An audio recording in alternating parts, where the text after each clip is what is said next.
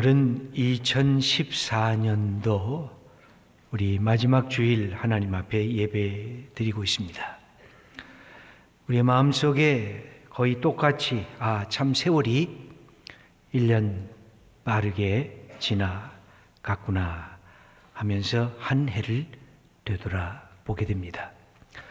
어떤 감회를 느끼고 계십니까? 우리 그리스도인이 느끼는 것은 비슷하리라고 보여집니다. 두 가지일 것입니다.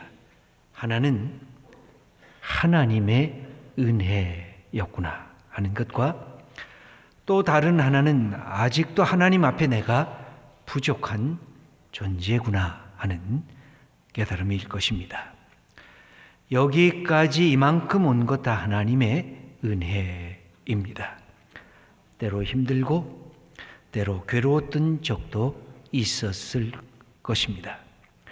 이런저런 병치레로 병원에 들락날락한 적도 있었을 것입니다. 아무도 나를 인정해 주지 않아 씁쓸하고 쓸쓸했던 기억도 날 것입니다. 연초에 계획했던 일들이 내 뜻대로 이루어지질 않아서 마음이 아린 그 경험을 했을 것입니다. 그럼에도 불구하고 한 해를 되돌아보면 이만큼 건강함 주셨고 또 이만큼 삶의 복을 주신 우리 하나님을 향해 감사하지 않을 수가 없습니다. 모든 것 하나님의 도우심과 하나님의 은혜였습니다. 이런 고백입니다. 저 자신도 마찬가지입니다. 올 한 해 12년 차 소망교회 하나님께서 담임 목회자로 세워주신 것을 생각하면 감사할 뿐입니다. 또 소망교회에 와서 소중한 성도님들을 만나볼 수 있게 된 것도 제게는 특권이자 큰 감사의 내용입니다. 그리고 강단에 오를 때마다 하나님 제가 모시기에 하나님께서 말씀을 증거하는 설교자로 세우셨습니까? 하는 것도 제 마음에 벅차게 다가오는 감사입니다. 새벽마다 이 하나님의 은혜라는 말이 제 머릿속에 떠오르면 벌떡 일어나게 됩니다. 어떨 때는 몸이 좀 불편하고 마음에 불평이 생기는 그 순간에도 속에 있는 내 속에 또 다른 내가 예수님처럼 제게 말씀하시는 것 같습니다. 너 불평할 것 없지 않냐? 모든 것이 다 하나님의 은혜지 않더냐? 하는 그 마음이 제게 떠오르면 그냥 감사할 뿐입니다. 그러면서 또 한 가지 생각되는 것은 아직도 부족하다는 것입니다. 우리가 1년을 돌아보면 아쉽고 만족할 수 없었던 것들이 우리에게 있었다는 사실이 우리 머리에 떠오를 것입니다. 불만족한 것들, 조금 더 내가 부지런했더라면, 조금 더 일찍 깨달았더라면, 내가 그때는 이쪽으로 결정을 했어야 됐는데, 내가 사람을 만났을 때 더 너그러웠더라면, 더 열심을 냈더라면 하는 그런 마음의 불만스러운 것들이 우리에게 있을 것입니다. 저 자신도 마찬가지입니다. 주님을 위한 열정이 더 있었더라면, 성도님들을 더 사랑할 수 있었더라면, 기도를 더 많이 하나님 앞에 해야 했을 텐데 하고 마음속에 예수님의 마음을 더 품었었더라면 하는 그런 마음의 아쉬운 그 생각이 제게도 떠오릅니다. 우리는 하나님의 은혜에 감복하고 동시에 나 자신의 부족한 모습에 아파하는 것, 이게 하나님께서 우리에게 주신 축복의 모습일 것입니다. 이 말씀을 준비하다가 이런 시가 떠올랐습니다. 저항 시인이었던 박노해가 신앙을 가지면서 자기 속에 아직과 이미 사이라고 하는 그런 시를 쓰게 되는데, 이미 내가 갖고 있다고 말하기에는 아직도 문제가 많은 삶을 살고 있습니다.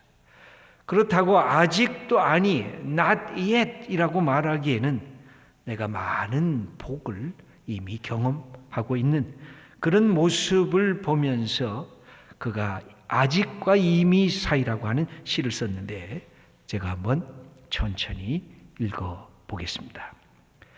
아직에 절망할 때 이미를 보아 문제 속에 들어있는 답안처럼 겨울 속에 들어찬 햇봄처럼 현실 속에 이미 와 있는 미래를 아직 오지 않은 좋은 세상에 절망할 때 우리 속에 이미 와 있는 좋은 삶들을 보아 아직 피지 않은 꽃을 보기 위해선 먼저 허리 굽혀 흙과 뿌리를 보살피듯 우리 곁에 이미를 품고 길러야 해. 저 아득하고 먼 아직과 이미 사이를 하루하루 성실하게 몸으로 생활로 내가 먼저 좋은 세상을 살아내는 정말 닮고 싶은 좋은 사람, 푸른 희망의 사람이어야 해. 이런 시를 썼습니다.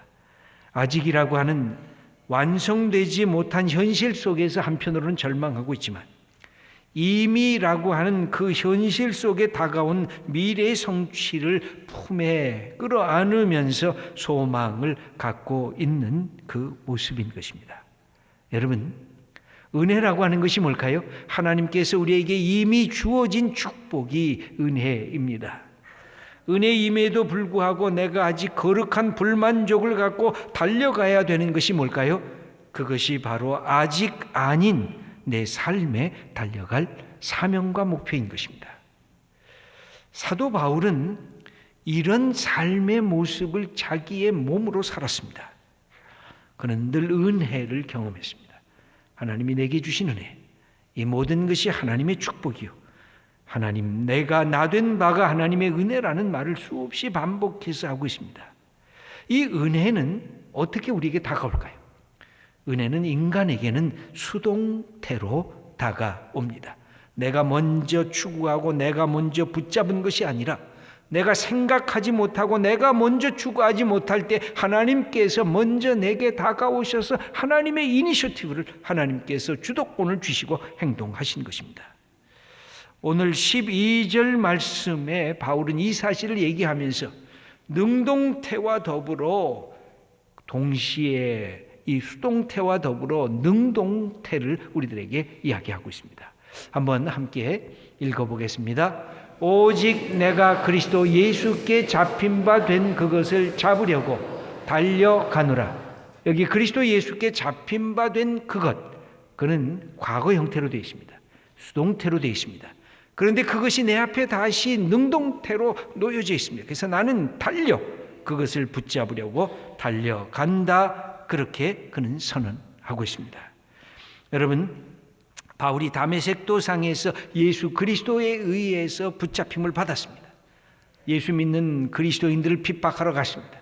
그러나 상상하지 못하는 은혜의 사건이 일어났는데 부활하신 예수님께서 자기에게 나타나셔서 핍박했던 바울을 이제는 예수 그리스도를 주님이라고 증거하는 사도로 세움을 입게 된 것입니다.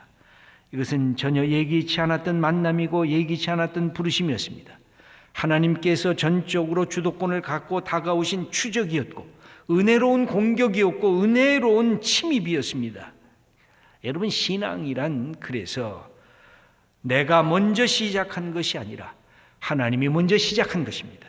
내가 먼저 하나님을 사랑한 것이 아니라 하나님이 먼저 나를 사랑하신 것입니다.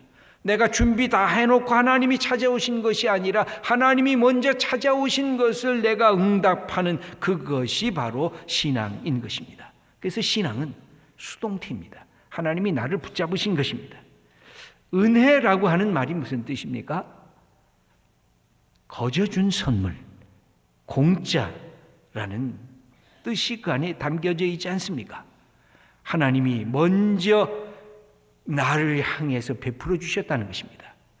감히 하나님 앞에 설 수 없었던 죄인을 하나님께서 영접하고 의인으로 만드시고 죄 용서를 하시고 하나님의 자녀가 되는 복을 주신 것이 바로 하나님의 우리를 향한 은혜의 사건인 것입니다. 바울은 이런 은혜를 경험했습니다. 바울은 그렇다고 이제 나는 은혜를 받았으니까 내 인생 다 끝났다, 나 이제 모든 것이 완성됐다, 그렇게 멈춰서질 않았습니다. 오늘 성경을 보면 놀라운 말씀이 반복되어져 있습니다. 12절을 보니까 한번 읽어보겠습니다. 내가 이미 얻었다 함도 아니요 온전히 이루었다 함도 아니라. 13절 읽어보겠습니다. 형제들아, 나는 아직 내가 잡은 줄로 여기지 아니하고. 붙잡혔다 그러면서도 동시에 내가 이루어지지 않았고 내가 붙잡은 줄로 여기지 아니하다. 하나님께서는 나를 붙잡았지만 그 붙잡인 예수님이 다시 내게 새로운 목표와 새로운 사명을 주셨다는 것입니다. 여러분, 바울은 하나님으로부터 놀라운 계시를 받았습니다. 누구하고 비교할 수 없는 탁월성을 지니고 있었습니다. 다메섹 도상에서 부활하신 예수님을 친히 만나봤습니다. 고린도후서 12장을 보면 아무도 가보지 않았던 하늘 위의 하늘, 그것을 삼층천이라고 표현하고 있는데, 삼층천 하늘에 올라가서 하나님으로부터 귀한 광경을 보게 된 것도 그가 고백하고 있습니다. 바울이 복음을 증거할 때마다 병치유와 능력과 기적이 많이 나타났다고 증거했습니다. 그럼에도 불구하고 나는 완벽한 존재가 아니라고 말합니다. 나는 온전한 존재, 완성된 존재가 아니라고 말합니다. 나는 아직도 달려가야 할 존재라고 말합니다. 그가 나이가 노년에 이르렀는데도 불구하고 그렇게 표현합니다. 그 말은 뭘까요? 그리스도인의 실존을 뜻합니다. 그리스도인이란 도상의 존재입니다. 길 위에 길을 가고 있는 존재입니다. 나그네 된 존재입니다. 나그네가 된다고 하는 것은 끊임없이 어제로부터 탈출하는 것입니다. 그리고 내일을 위해서 계속해서 나아가는 존재가 나그네입니다. 나그네는 방랑인과 다릅니다. 가야 할 목표가 있으면 나그네지만 가야 할 목표가 없으면 방랑인이 되고 마는 것입니다. 여러분, 요새 이 휴가가 곳곳에 이 시간마다 휴가가 자주 있는 것 같습니다. 그러니까 여러분들이 여행을 갔다 오시기도 합니다. 하루 이틀, 때로는 일주일. 그러나 만약 돌아올 집이 없으면 어떻게 될까요? 여행이 사실은 피곤하지 않습니까? 힘들지 않습니까? 그러나 새 것을 보고 내가 경험해 보지 못했던 것을 보면서, 그러나 돌아올 집이 있기 때문에 그 여행이 즐거운 것입니다. 여러분, 우리가 가야 할 하늘 나라를 염두에 두지 않는다고 하면 이 세상의 인생이 얼마나 힘들고 고달프겠습니까? 바울에게는 이렇게 가야 할 목표가 있었기 때문에 그는 한 걸음, 자기가 나이가 들어서 이제 인생을 끝마칠 때가 되어도 그의 삶은 아직도 신선하고 아직도 가슴에 뜨거운 열정이 있었던 것을 우리는 목격할 수가 있습니다. 여러분, 기독교의 삶의 그 실존은 은혜와 내가 아직도 가야 할 거룩한 불만족, 임의와 아직 아니라고 하는 이 두 가지 축을 내 가슴으로 변증법적인 긴장 가운데 느끼는 것이 기독교인의 실존이라고 할 수가 있습니다. 만약 은혜만 알고 거룩한 불만족이 없으면 은혜 얘기하면서 게으르고 내 삶의 모든 것을 그냥 하나님 앞에 통째로 맡기는 그 모습으로 멈춰서게 될 것입니다. 또 만약 내가 아직 아니라고 하는 거룩한 불만족만 갖고 있다고 하면 내 영혼에 평안이 없을 것입니다. 우리는 평안이 있으면서도 달려갈 목표가 있습니다. 우리는 자존감을 가지면서도 교만해지지 않을 수가 있습니다. 이런 우리가 갖고 있는 이 역설적인 특징은 사도 바울이 얘기한 것처럼 내가 그리스도에게 붙잡힌 바 된 것을 나는 아직도 붙잡으려고 달려가고 있다고 하는 이 역설 속에 들어가져 있는 것입니다. 그런데 당대의 빌립보 교인들은 그러하지를 아니했습니다. 여기 15절을 보면 그러므로 누구든지 우리 온전히 이룬 자들은 이렇게 생각할지니, 온전하다는 말을 그대로 받았습니다. 빌립보 교회인데 우리가 은사도 받았다. 우리가 성령의 역사도 경험했다. 우리가 하나님의 말씀을 받았으니 우리가 이제 성숙하고 온전한 자가 아닌가. 그러면서 영적인 그 열광주의 속에 들어갔을 때 더 이상 자라날 것 없고 이제 더 이상 추구할 것이 없다고 하는 그 멈춤의 자리에 들어섰던 것을 사도 바울은 안타깝게 생각했습니다. 온전해지는 것은 주님 앞에 계속해서 나가는 것이라고 여기고 그렇게 가르치고 있습니다. 여러분, 기독교 신앙의 가장 큰 위험한 태도가 뭘까요? 내가 이제 인생 예수 믿은 지 30년, 50년 됐으니까, 내가 교회 직분을 맡은 지 내가 수많은 세월이 지나갔으니까 내가 이제 더 이상 가야 할 것이 없다라고 생각하는 그 순간에 기독교 신앙은 멈춰서게 되고, 그 다음에는 후퇴하게 되고, 때로는 부패하게 되고, 때로는 타락하게 되는 것입니다. 건강한 자존감은 자만심과는 다른 것입니다. 자기를 존중할 줄 알면서 오만해지지 않는 것, 늘 거룩한 불만족의 자리에 자기의 삶이 있어야 은혜로 기뻐하고, 그러나 나는 아직도 또 뛰어나가야 할 마음속에 열정을 가진 사람 될 수가 있는 것입니다. 바울은 그래서 우리들에게 말씀하십니다. 은혜와 불만족이라는 변증법적 긴장을 가지면서 인생을 살아가라고 우리들에게 부탁을 하고 있습니다. 여러분, 이것이 축복입니다. 여기에 필요한 것이 한 가지가 있는데 우리들에게 가르치는 말씀이 있습니다. 그것은 망각입니다. 잊어먹으라는 것입니다. 뭘 잊어먹을까요? 오늘 13절을 보면 이렇게 우리들에게 바울은 가르치고 있습니다. 한번 함께 읽겠습니다. 오직 한 일, 즉 뒤에 있는 것은 잊어버리고 나를 오만하게 했던 것에 대한 망각을 가지라는 것입니다. 과거에 찬란한 성공한 업적들이 있다는 것을 다 내려놓으라는 것입니다. 나를 과시하고 싶은 인간적인 욕망들을 그냥 버리라는 것입니다.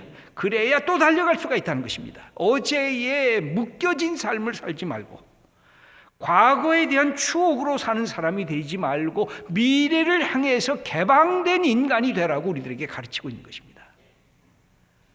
여러분, 우리가 나이가 들면서 갖게 되는 위험성이 뭡니까? 야, 내가 옛날에는 말이지, 내가 왕년에는 말이지, 내가 그때는 말이지. 여러분, 가끔은 자랑하셔도 돼요. 그러나 만날 때마다 왕년의 옛날에 아무도 가까이 오질 않아요. 여러분, 과거를 그냥 내려놓으세요. 내가 뭐가 됐든 다 내려놓으셔야 돼요. 그래야 달려갈 수가 있는 것입니다. 내가 앞으로 1년을 살든지 1개월을 살든지 일주일을 살든지 상관이 없어요. 내 나이가 50이든지 70이든지 90이든지 상관이 없어요. 내가 지금까지 나를 자랑하고 있었던 것 다 그건 옛날 일이었지. 그러나 지금이 가장 소중한, 앞으로도 나는 달려갈 길이 있다고 하는 그 사실을 알려고 하면 이 내가 자랑스러웠던 것에 대한 망각이 필요한 것입니다. 또 하나의 망각이 우리들에게 필요해요. 그것은 뭘까요? 나를 무너뜨렸던 부정적인 것에 대한 망각이 필요한 것입니다. 나를 실패하게 했던 것들, 나를 부끄럽게 했던 것들, 나를 열등감으로 몰아갔던 것들, 나를 패배주의자로 낙이 찍었던 것들, 나를 죄책감에서 한 걸음도 나오지 못하도록 나를 억눌렀던 내 속에 어제의 그 모든 슬프고 탄식했던 것들을 다 훌훌 벗어버려야 우리가 미래를 향해서 나갈 수가 있습니다. 여러분, 과거의 추억이나 과거의 죄책감에 자기를 묶어두는 순간 우리들은 어떤 한 발자국의 미래를 향해서 나갈 수가 없는 것입니다. 여러분, 올 한 해를 우리가 마무리하면서 나를 얽어맸던 것들이 도대체 뭔가? 나를 자랑스럽게 사람들이 인정하지 않으면 화가 나는 그것들이 도대체 뭔가? 내 속에 나를 미움으로 맺히도록 내게 응어리졌던 것들이 뭔가? 이것들을 내려놓으셔야 돼요. 이것들을 다 훌훌 벗어버리셔야 돼요. 그래야 우리가 또 새로운 것을 향해서 나아갈 수 있게 되는 것입니다. 바울은 그렇게 말합니다. 나 다 잊어먹었다고. 그 자랑스럽고 내가 열심히 했던 거 다 잊어먹었다고. 그러면서 동시에 예수님께서 나를 붙잡았던 그 예수님이 내 미래의 앞에 놓여져 있는 것입니다. 예수님은 어제 하나님이시면서 동시에 오늘의 하나님이시면서 동시에 내일의 하나님이시기 때문에 그런 것입니다. 그러면서 우리로 하여금 다시금 새로운 마음으로 주님과 함께 내 인생을 도전하고 모험하고 달려가라고 우리들에게 부탁하는 것입니다.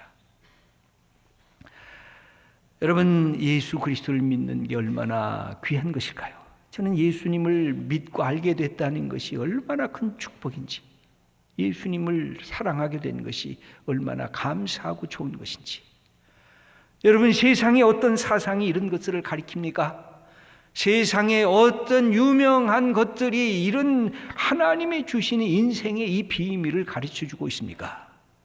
바울은 예수 그리스도를 만나면서 시간의 비밀, 인생의 비밀, 삶의 비밀들을 깨달으면서 자기의 인생을 열정을 갖고 이렇게 하나님 앞에 드리게 됐던 것입니다. 사랑하는 성도 여러분, 우리는 우리의 인생을 어떻게 살아가야 할까요? 여러분, 먼저 내가 이만큼 여기까지 온 것에 대한 하나님의 은혜에 감복하고 감격할 필요가 있습니다. 하나님, 어제로 내 인생, 자기의 인생을 끝마친 사람이 있지만 오늘 내 인생을 여기까지 인도하셨군요. 감사합니다. 그런데 내게 오늘이라고 하는 생명을 주시사오니, 여러분, 우리에게 하나님이 왜 생명을 주십니까? 하나님이 우리에게 아직도 사명이 있다고 하는 것을 가르치기 위해서 내가 호흡하게 하고, 내가 듣게 하고, 내가 보게 하고, 내가 말하게 하고, 내가 행동할 수 있는 축복을 우리에게 주신 것입니다. 하나님, 내가 아직도 주님께서 주신 주님의 사명을 감당할 수가 있겠군요. 내가 아직 기도할 수 있겠군요. 내 손과 발이 움직이는군요.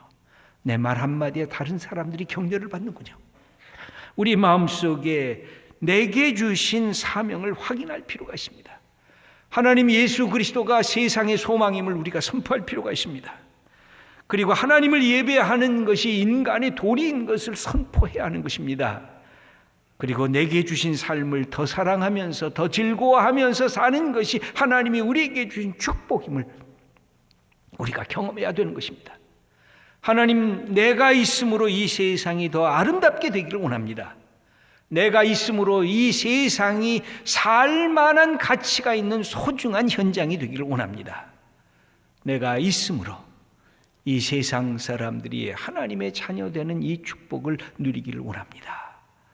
여러분, 마음속에 이것을 갖고 올 한 해 우리에게 있었던 그 모든 것들을 하나하나 내려놓고 감사하고, 하나님 내게 주신 2015년 우리에게 허락하시면, 주님, 오늘부터 내 삶을 주님과 함께 살아가겠습니다.